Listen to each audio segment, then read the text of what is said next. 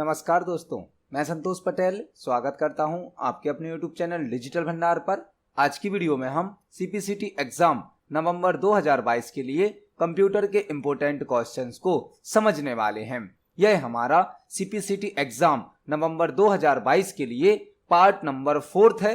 इस वीडियो में हम CPCT एग्जाम के लिए कंप्यूटर से संबंधित 20 इम्पोर्टेंट क्वेश्चंस को समझने वाले हैं।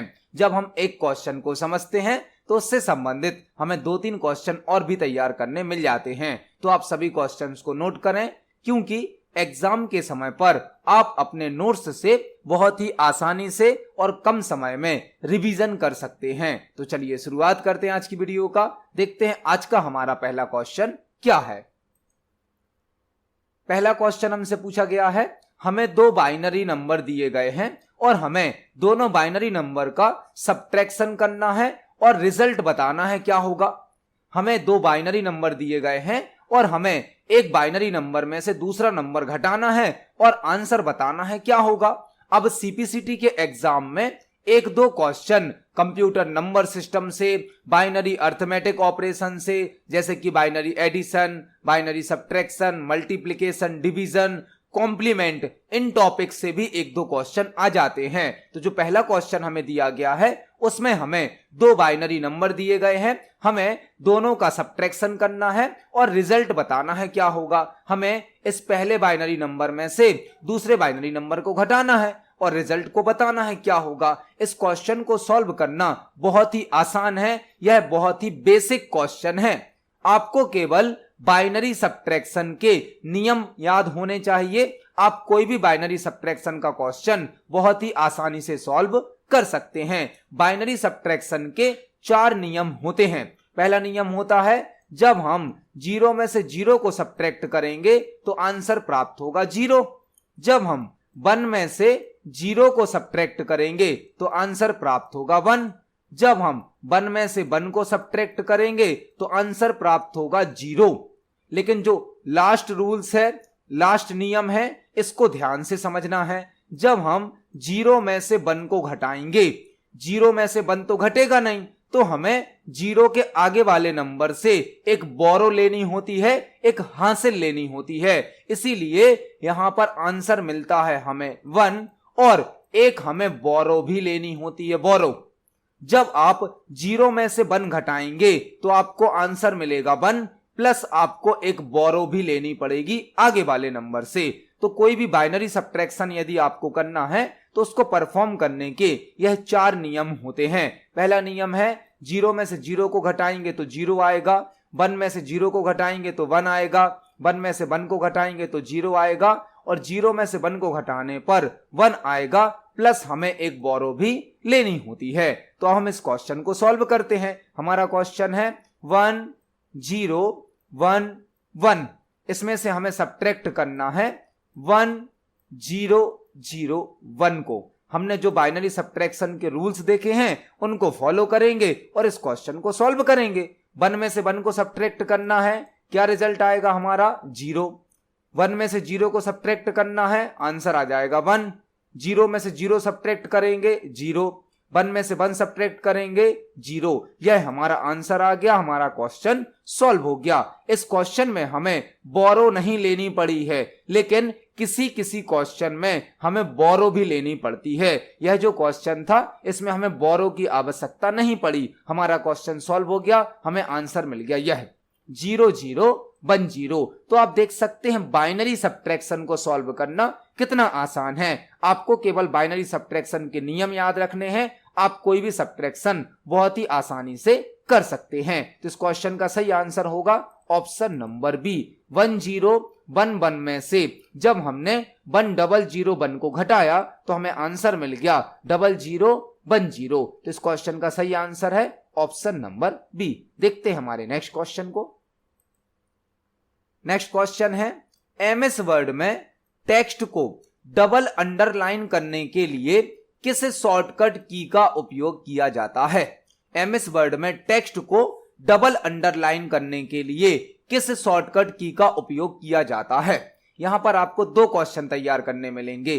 आपने नॉर्मल अंडरलाइन के लिए Ctrl+U शॉर्टकट की को पढ़ा होगा, यूज किया होगा।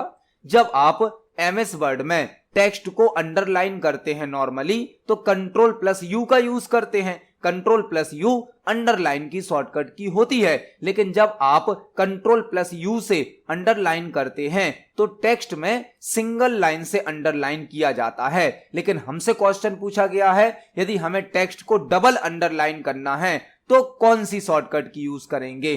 Control shift D. आपको डबल की स्पेलिंग में डी को याद रखना है। डबल की स्पेलिंग डी से स्टार्ट होती है तो शॉर्टकट की भी क्या बनेगी? Control shift D. MS word में यदि आप कंट्रोल शिफ्ट डी को प्रेस करेंगे तो जो भी टेक्स्ट आपने सेलेक्ट किया है वह डबल अंडरलाइन हो जाता है। नॉर्मल अंडरलाइन की शॉर्टकट की क्या है? कंट्रोल प्लस यू, लेकिन डबल अंडरलाइन की शॉर्टकट की है कंट्रोल शिफ्ट डी। तो इस क्वेश्चन का सही आंसर होगा ऑप्शन नंबर बी। इसको हम MS वर्ड पर प्रैक्टिकली देख सकते हैं। यहां पर हमने MS वर्ड में एक पैराग्राफ को सिलेक्ट किया। जब हम कंट्रोल प्लस यू को प्रेस करते हैं तो यह नॉर्मल अंडरलाइन होता है, सिंगल लाइन से अंडरलाइन होता है। लेकिन यदि हम कंट्रोल शिफ्ट डी को प्रेस करते हैं, कंट्रोल शिफ्ट डी, तो आप देख सकते हैं हमारा टेक्स्ट डबल अंडरलाइन हो रहा है। तो control plus you normal underline की शॉर्टकट की होती है, लेकिन control shift D double underline की शॉर्टकट की होती है। इस क्वेश्चन का सही आंसर है ऑप्शन नंबर बी। देखते हैं हमारे नेक्स्ट क्वेश्चन को। नेक्स्ट क्वेश्चन है साइबर सिक्योरिटी में TLS का फुल फॉर्म क्या होता है? साइबर सिक्योरिटी में या इंफॉर्मेशन सिक्योरिटी में TLS का फुल फॉर्म क्या होता है? TLS का फुल फॉर्म होता है transport layer security. Transport layer security एक ऐसी सिक्योरिटी जिसका यूज डेटा को इनक्रिप्ट करने के लिए किया जाता है, जैसे कि अकाउंट का password, ATM pin, credit card का नंबर। इस प्रकार की जो सेंसिटिव इंफॉर्मेशन होती है उसको नेटवर्क में इनक्रिप्ट करके ट्रांसफर किया जाता है, जिसके लिए TLS का उपयोग किया जाता है। और TLS का फुल फॉर्म होता है ट्रांसपोर्ट लेयर सिक्योरिटी। तो साइबर सिक्योरिटी में या इंफॉर्मेशन सिक्योरिटी में TLS का फुल फॉर्म होता है ट्रांसपोर्ट लेयर सिक्योरिटी। इस क्वेश्चन का सही आंसर है ऑप्शन नंबर सी। देखते हैं हमारे नेक्स्ट क्वेश्चन को। नेक्स्ट क्वेश्चन है प्लोटर एक ब्लैंक डिवाइस का एग्जाम्पल है। प्लोटर क्या है? प्लोटर किस प्रकार की डिवाइस है, हमें यहां पर बताना है। यहां पर आपको 3-4 क्वेश्चन तैयार करने मिलेंगे। हमसे पूछा गया है प्लोटर एक ब्लैंक डिवाइस का एग्जाम्पल है।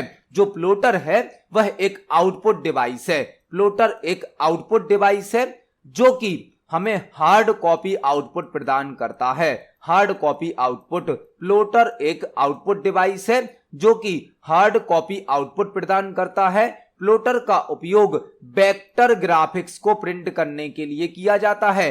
वेक्टर ग्राफिक्स को, हाई क्वालिटी के आउटपुट को प्रिंट करने के लिए प्लोटर का उपयोग किया जाता है। जो बड़ी साइज के बैनर होते हैं, फ्लैक्स होते हैं, होर्डिंग्स होते हैं, उनको प्रिंट करने के लिए प्लोटर का उपयोग किया जाता है। प्लोटर एक लार्ज साइज का आउटपुट हाई क्वालिटी के साथ प्रिंट करता है। और प्लोटर एक आउटपुट डिवाइस होती है जो कि हमें हार्ड कॉपी आउटपुट प्रदान करता है। और प्लोटर का उपयोग वेक्टर ग्राफिक्स को प्रिंट करने के लिए किया जाता है। तो इस क्वेश्चन का सही आंसर होगा ऑप्शन नंबर बी। प्लोटर एक आउटपुट डिवाइस का एग्जाम्पल होता है। देखते हैं हमारा नेक्स्ट क्वेश्चन क्या है। नेक्स्ट क्वेश्चन है MS एक्सेल 2016 में बाय डिफॉल्ट कितनी वर्कशीट होती हैं? MS एक्सेल 2016 में बाय डिफॉल्ट कितनी वर्कशीट होती हैं? जब आप MS एक्सेल पर कोई फाइल क्रिएट करते हैं तो उसे कहा जाता है वर्कबुक। MS एक्सेल में जो फाइल बनती है उसे कहा जाता है वर्कबुक। वर्कबुक के अंदर मल्टीपल वर्कशीट होती हैं, लेकिन MS एक्सेल के जो भी न्यू वर्जन्स हैं उसमें एक वर्कबुक के अंदर केवल एक वर्कशीट होती है। बाय डिफॉल्ट एक वर्कशीट होती है। वर्कबुक मतलब एक्सेल की फाइल और वर्कशीट मतलब एक्सेल का पेज।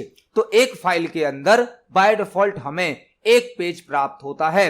MS एक्सेल की वर्कबुक मतलब फाइल और वर्कशीट मतलब पेज।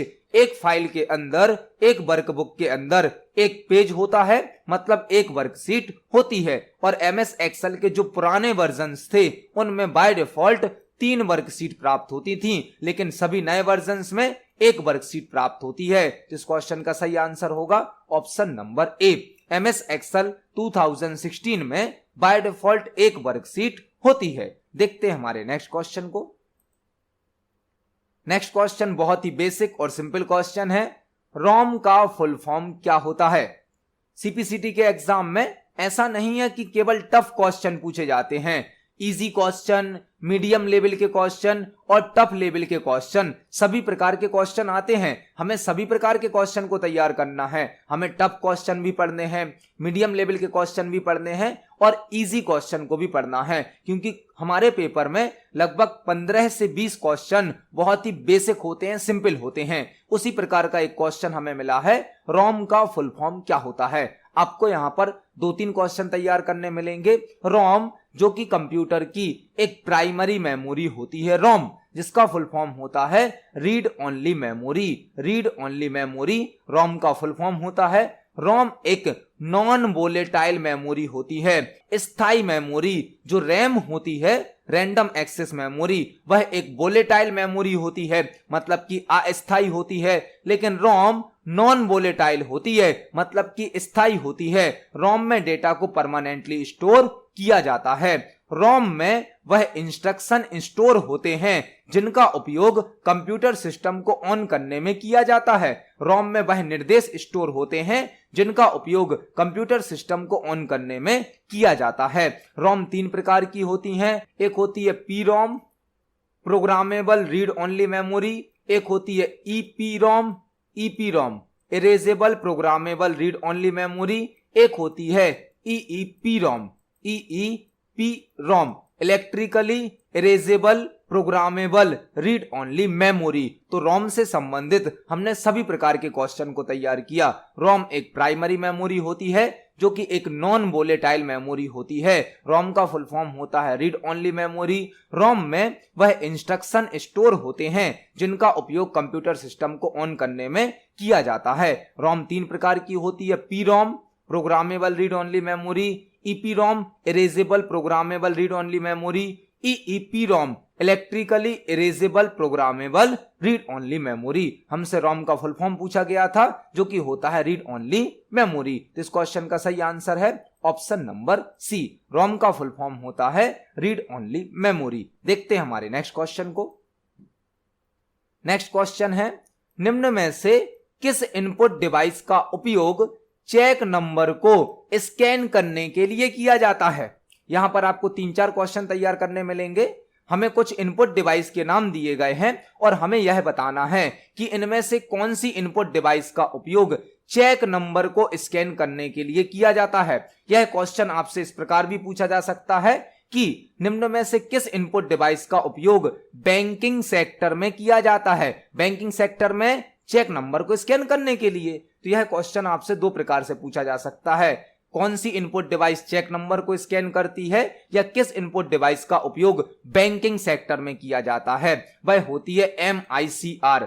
MICR जिसका फुल फॉर्म होता है magnetic ink character recognition. Magnetic ink character recognition यह एक स्कैनर का टाइप है जो कि बैंक में चेक नंबर को स्कैन करने के लिए यूज किया जाता है।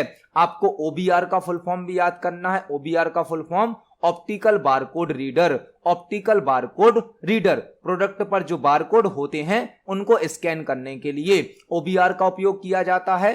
OCR ऑप्टिकल कैरेक्टर रिकॉग्निशन या optical character reader. OMR optical mark recognition. Optical mark recognition जो OMR सीट होती है उसको चेक करने के लिए, उसको स्कैन करने के लिए OMR स्कैनर का यूज किया जाता है। तो इस क्वेश्चन का सही आंसर है ऑप्शन नंबर सी। बैंक में चेक नंबर को स्कैन करने के लिए MICR स्कैनर का यूज किया जाता है। देखते हैं हमारे नेक्स्ट क्वेश्चन को। नेक्स्ट क्वेश्चन है, लेजर प्रिंटर की स्पीड को ब्लैंक में मेजर किया जाता है। लेजर प्रिंटर की स्पीड को ब्लैंक में मेजर किया जाता है। यहां पर भी आपको 3-4 क्वेश्चन तैयार करने मिलेंगे। पहला क्वेश्चन, प्रिंटर किस प्रकार की डिवाइस होती है? तो प्रिंटर एक आउटपुट डिवाइस होती है। प्रिंटर के द्वारा हार्ड कॉपी आउटपुट प्रदान किया जाता है। प्रिंटर हमें जो आउटपुट देता है वह हार्ड कॉपी आउटपुट होता है। प्रिंटर दो कैटेगरी में डिवाइड होते हैं, एक होते हैं इंपैक्ट प्रिंटर, एक होते हैं non impact printer. Impact printer वह होते हैं जो प्रिंटिंग करते समय अधिक शोर करते हैं, साउंड अधिक करते हैं, जबकि नॉन इंपैक्ट प्रिंटर प्रिंटिंग करते समय कम शोर करते हैं, लो साउंड करते हैं। इंपैक्ट प्रिंटर की स्पीड और क्वालिटी लो होती है, स्पीड स्लो होती है, क्वालिटी लो होती है, जबकि नॉन इंपैक्ट प्रिंटर की स्पीड फास्ट होती है और प्रिंटिंग क्वालिटी हाई होती है। जो लेजर प्रिंटर है यह एक नॉन इंपैक्ट प्रिंटर है। नॉन इंपैक्ट प्रिंटर और लेजर प्रिंटर की स्पीड को पीपीएम में नापा जाता है, पीपीएम में मेजर किया जाता है। पीपीएम का फुल फॉर्म होता है page per minute, page per minute. तो लेजर प्रिंटर की स्पीड को पीपीएम में नापा जाता है। लेजर प्रिंटर एक नॉन इंपैक्ट प्रिंटर होता है। इस क्वेश्चन का सही आंसर होगा option number C, laser printer की स्पीड को पीपीएम में मेजर किया जाता है। देखते हैं हमारे नेक्स्ट क्वेश्चन को। नेक्स्ट क्वेश्चन हमसे पूछा गया है, एमएस एक्सेल में फॉर्मूला और फंक्शन की स्टार्टिंग किस सिंबल से होती है? एमएस एक्सेल में फॉर्मूला और फंक्शन की स्टार्टिंग किस सिंबल से होती है? बहुत ही बेसिक और सिंपल क्वेश्चन है। एमएस एक्सेल में यदि हमें कोई कैलकुलेशन करना है, कोई कंडीशन को चेक करना है, तो हमें फॉर्मूला और फंक्शन को यूज करना होता है। जब भी हम कोई फॉर्मूला या फंक्शन लगाते हैं, उसका यूज करते हैं, तो सबसे पहले हमें इक्वल सिंबल को टाइप करना होता है। मतलब एमएस एक्सेल में सभी प्रकार के फॉर्मूला और फंक्शन की स्टार्टिंग इक्वल सिंबल से होती है, इक्वल से। इस क्वेश्चन का सही आंसर होगा option number B, MS Excel में फॉर्मूला और फंक्शन की स्टार्टिंग इक्वल सिंबल से होती है। इस क्वेश्चन का सही आंसर है ऑप्शन नंबर बी। देखते हैं हमारे नेक्स्ट क्वेश्चन को। नेक्स्ट क्वेश्चन है, पीडीए का फुल फॉर्म क्या होता है?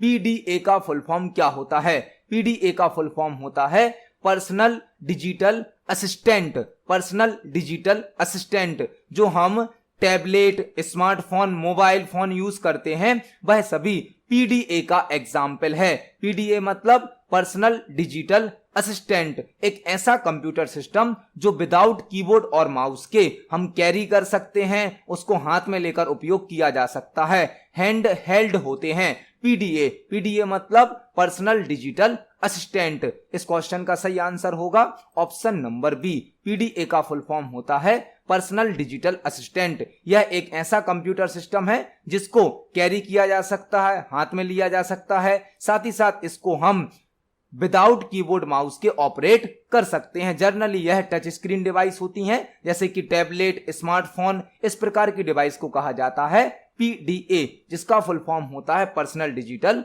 असिस्टेंट। देखते हैं हमारे नेक्स्ट क्वेश्चन को। नेक्स्ट क्वेश्चन है, हाई लेवल लैंग्वेज में लिखे गए कोड को क्या कहा जाता है?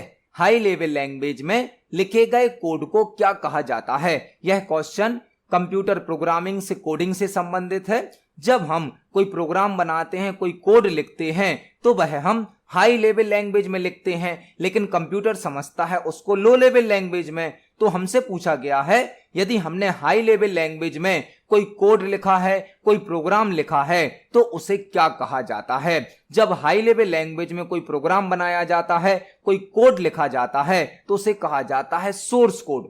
सोर्स कोड, सोर्स कोड मतलब हाई लेवल लैंग्वेज में लिखा गया कोड। आपसे एक क्वेश्चन और पूछा जा सकता है कि सोर्स कोड को ऑब्जेक्ट कोड में या मशीन लैंग्वेज में कौन कन्वर्ट करता है? तो सोर्स कोड को ऑब्जेक्ट कोड में कंपाइलर कन्वर्ट करता है। कंपाइलर जो कि एक लैंग्वेज ट्रांसलेटर होता है, लैंग्वेज प्रोसेसर होता है। हाई लेवल लैंग्वेज में लिखे गए कोड को या हाई लेवल लैंग्वेज में लिखे गए प्रोग्राम को सोर्स कोड कहा जाता है, और सोर्स कोड को ऑब्जेक्ट कोड में बदलने के लिए कंपाइलर का उपयोग किया जाता है। तो इस क्वेश्चन का सही आंसर होगा option number C, high level language में लिखे गए कोड को सोर्स कोड कहा जाता है। देखते हैं हमारे नेक्स्ट क्वेश्चन को।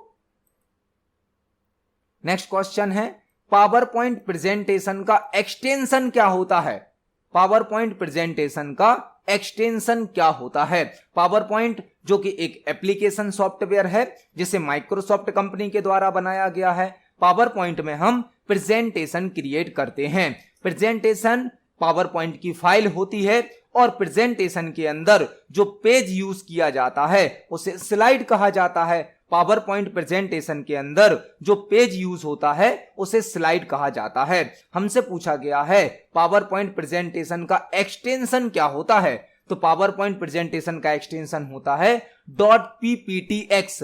.pptx जब हम पावर पॉइंट पर कोई प्रेजेंटेशन बनाते हैं और उसे सेव करते हैं तो ऑटोमेटिक उसका एक्सटेंशन हो जाता है .pptx। तो इस क्वेश्चन का सही आंसर होगा option number B. PowerPoint presentation का एक्सटेंशन होता है .pptx। देखते हैं हमारे नेक्स्ट क्वेश्चन को।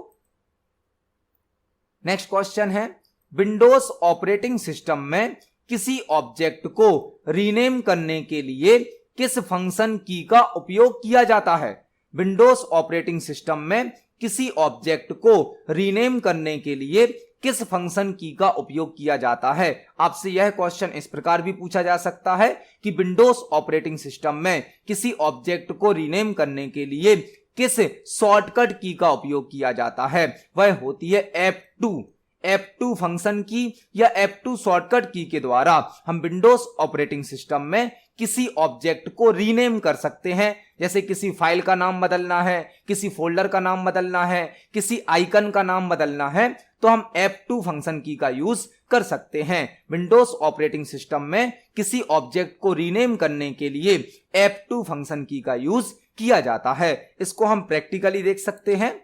यहां पर हमारे डेस्कटॉप पर एक फोल्डर है फाइल्स नाम का, हमने इसको सेलेक्ट किया और कीबोर्ड से F2 को प्रेस किया तो आप देख सकते हैं जो नेम था फोल्डर का वह हाईलाइट हो गया है।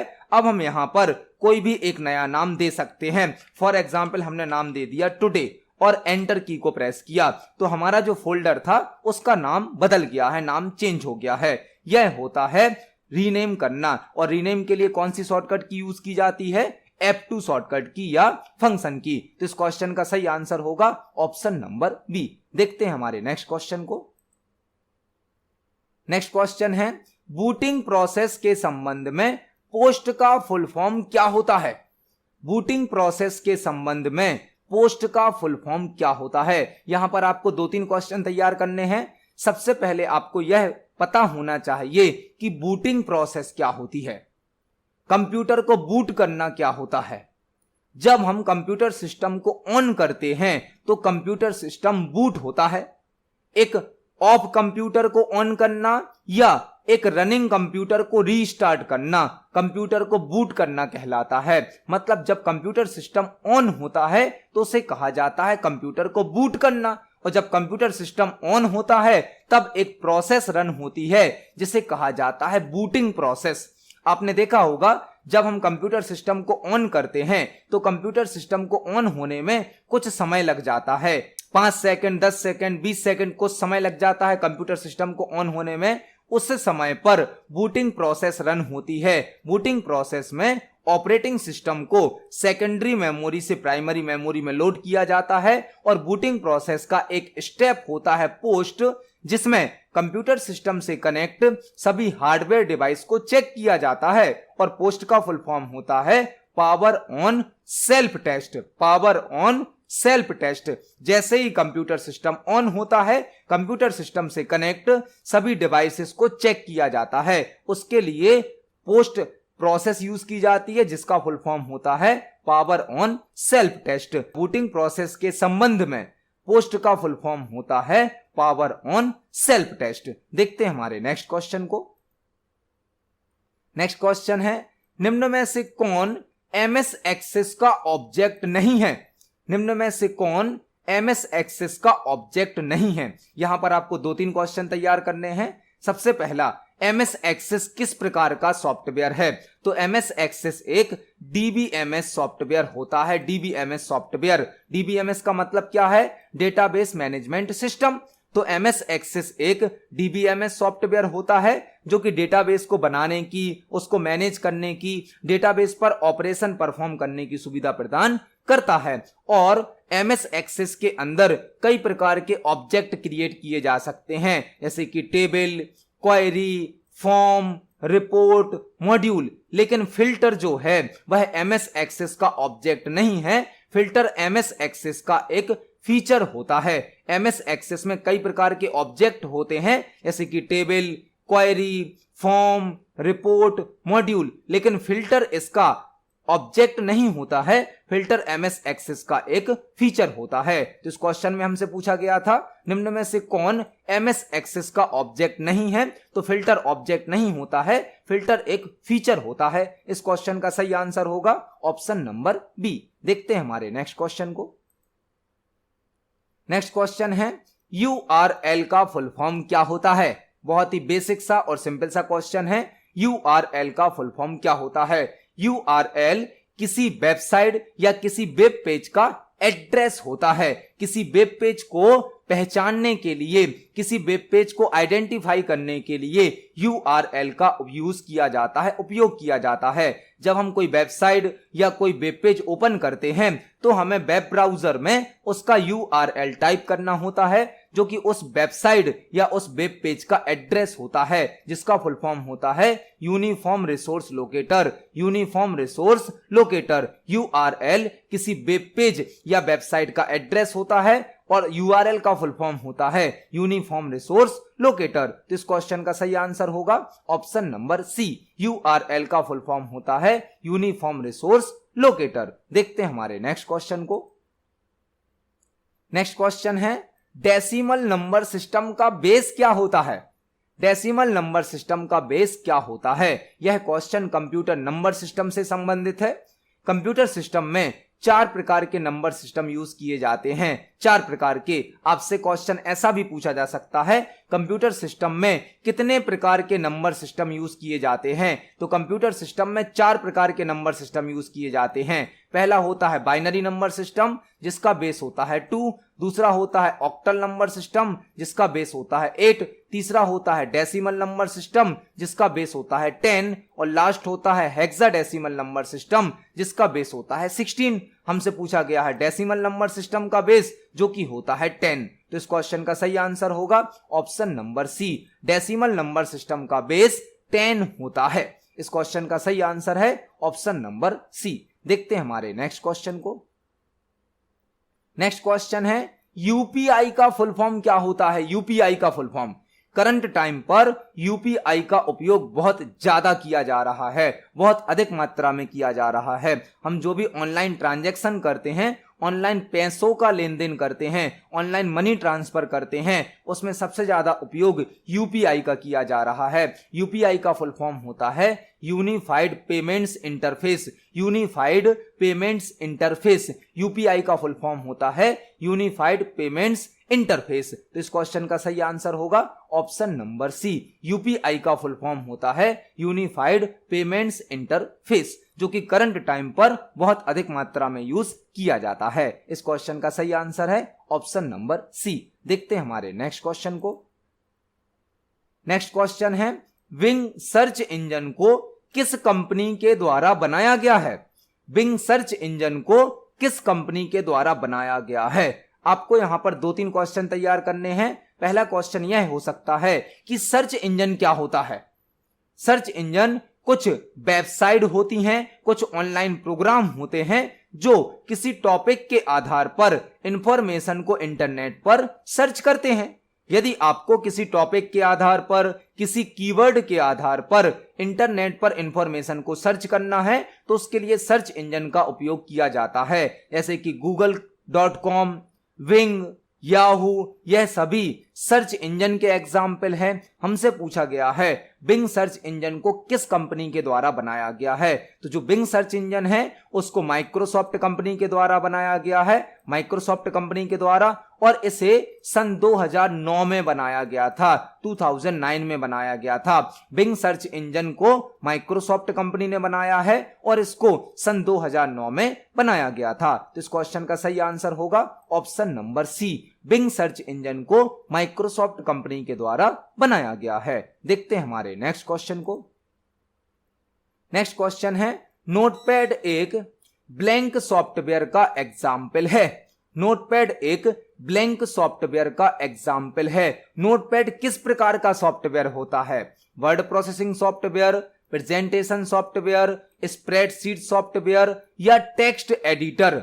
तो नोटपैड एक टेक्स्ट एडिटर सॉफ्टवेयर होता है। टेक्स्ट एडिटर सॉफ्टवेयर जो कि टेक्स्ट को टाइप करने के लिए उपयोग किया जाता है। नोटपैड एक एसेसरी सॉफ्टवेयर होता है जो कि विंडोज ऑपरेटिंग सिस्टम के साथ फ्री होता है। जब हम विंडोज ऑपरेटिंग सिस्टम को इंस्टॉल करते हैं तो नोटपैड एक एसेसरी सॉफ्टवेयर के रूप में इंस्टॉल हो जाता है जिसमें हम टेक्स्ट को टाइप कर सकते हैं। नोटपैड एक टेक्स्ट एडिटर होता है और नोटपैड में जो फाइल बनाई जाती है उसका एक्सटेंशन होता है .txt। नोटपैड में जो फाइल बनती है उसका एक्सटेंशन होता है .txt। तो इस क्वेश्चन का सही आंसर होगा ऑप्शन नंबर डी। नोटपैड एक टेक्स्ट एडिटर सॉफ्टवेयर का एग्जाम्पल है। इस क्वेश्चन का सही आंसर है ऑप्शन नंबर डी। तो आज की वीडियो में हमने सीपीसीटी एग्जाम के लिए कंप्यूटर से संबंधित 20 इंपोर्टेंट क्वेश्चंस को समझा है। जब हमने एक क्वेश्चन को पढ़ा समझा तो उससे संबंधित हमने 2-3 क्वेश्चन और भी तैयार करे हैं। आप सभी क्वेश्चन को पढ़ें, समझें। यदि आपका कोई क्वेश्चन है, कोई डाउट है तो कमेंट सेक्शन में जरूर पूछिए।